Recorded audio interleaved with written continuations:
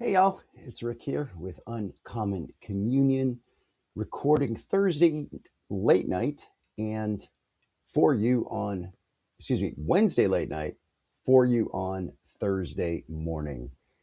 And it has been a week for me, man. I will tell you, as I mentioned before, I'm leading 5 days of training this week and I'm halfway through, which is good. And I'm actually feeling pretty good. Unlike the last time I did an intense week where I was feeling sick during it, an increasing cold, this week so far so good. But I am tired, so I'm going to keep this short and get to bed a little bit early. Let's begin as we always begin, y'all, by holding fast to the truth that is beyond and below and within everything, that we are always and everywhere in the holy presence of the more and each other. So, a relatively quiet day as far as current events go, but I don't know if you're seeing some of the stuff on the Epstein files, but it is increasingly grim and bleak and just amazing to see some of the things that journalists and independent sort of home garden variety home based hobbyists, if you will, researchers, as they comb through the files and start to connect dots.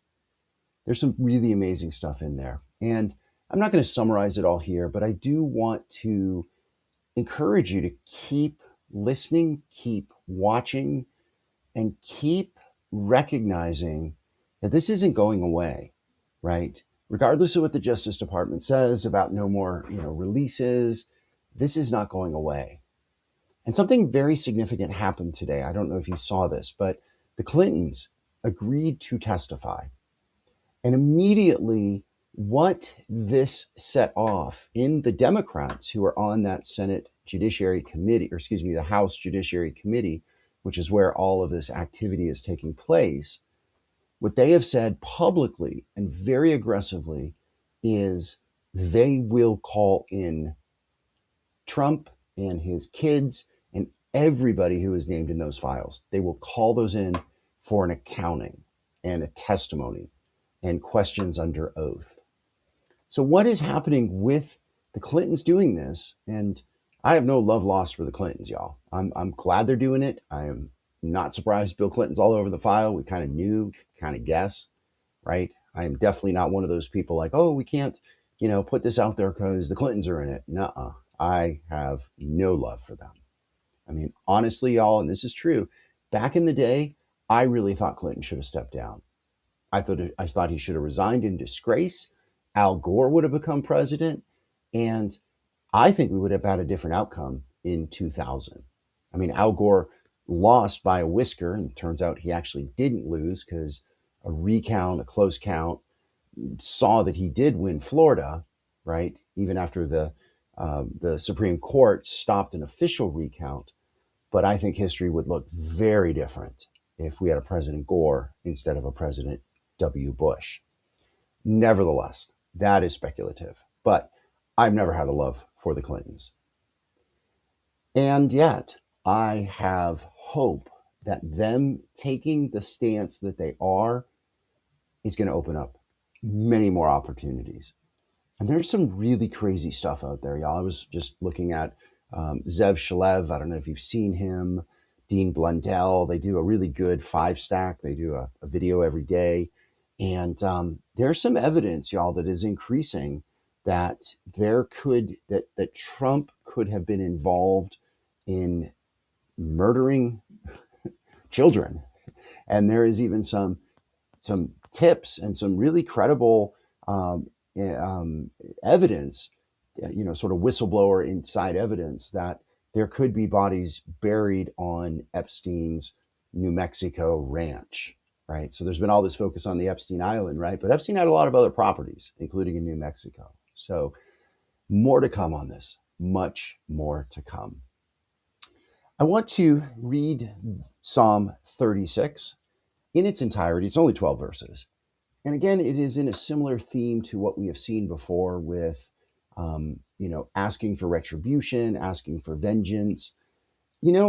There is a fine line, I think, between retribution, vengeance, and accountability, you know? And I think where the difference is has to do with the intent, right? Because I think if the intent is for retribution and vindictiveness, and I think we hear more of that here in the psalm, at least explicitly, but I think in those cases, that's designed to punish. That is designed to destroy. That is the eye for an eye, and you hit me in the face, I'm going to hit you twice in the face, right? It's about escalation. Accountability is something different, y'all. Accountability is justice, right? Accountability is the rule of law. And accountability is if you break the law, you have consequences. And it is about bringing those consequences to bear. And I really, again, was encouraged, am increasingly encouraged by more Democrats speaking up and saying, if and when we win the House in about 275 days is that election. Actually, I think closer to 270. Got to check my numbers. But if and when we win, we are going to hold all of these people accountable. And Trump knows that. All those people know it. And that's why they're going to do everything they can to circumvent, to shut down, to raise doubts on, to block whatever they can the upcoming midterms. So, y'all, I think there are two main things. And again, I will read the psalm here. Is number one, we have to keep pressure on the Epstein files. Don't lose attention on that, no matter what T-Rump throws at us, including other invasions, perhaps, who knows, but also especially do everything we can to secure the vote, prepare for the vote, get candidates who are going to say exactly what I said, that if they are elected, they are going to investigate and hold accountable. All right, y'all, here is that psalm for the day. Those who turn away from Creator's ways listen to evil schemes whispered into their hearts, for they see no need to honor the Great Spirit or his ways. They see themselves as higher than others, too proud to hate their broken ways or question the dark path they are walking. Their crafty lies they speak bring harms to others. They have refused and given up on following the good ways of wisdom. They lie awake in their bed, weaving evil plans. They have followed a path of dark ways and do not flee from what is wrong.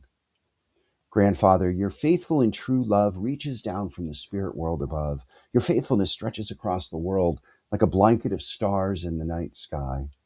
Your right ways stand firm like sacred mountains, and your just ways are like ancient deep waters.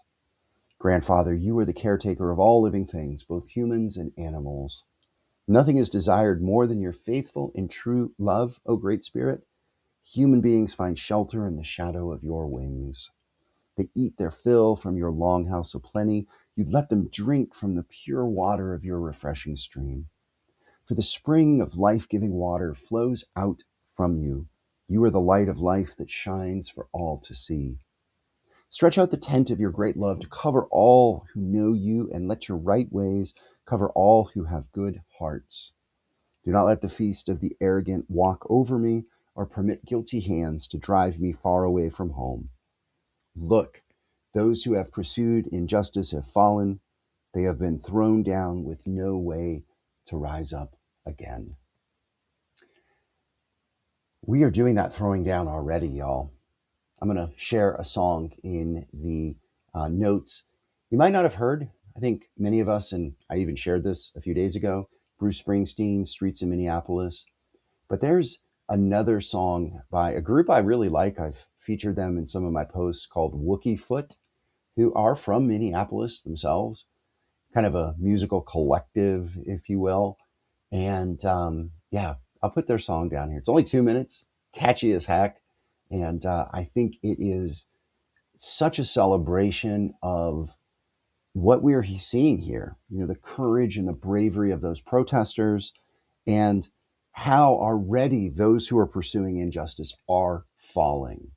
They are failing. And it's just a matter of time, y'all. It's a matter of time. So we need to hold fast. We need to hold faith. We need to continue to push, to be bold, and know that God is with us in all of this. All right, y'all, serenity prayer time. God grant us the serenity to accept the things we cannot change, the courage to change the things that we can, and the wisdom to know the difference. Thy will, not ours, be done. Amen. All right, y'all. Blessing and good, be bold, be well, hold fast, y'all.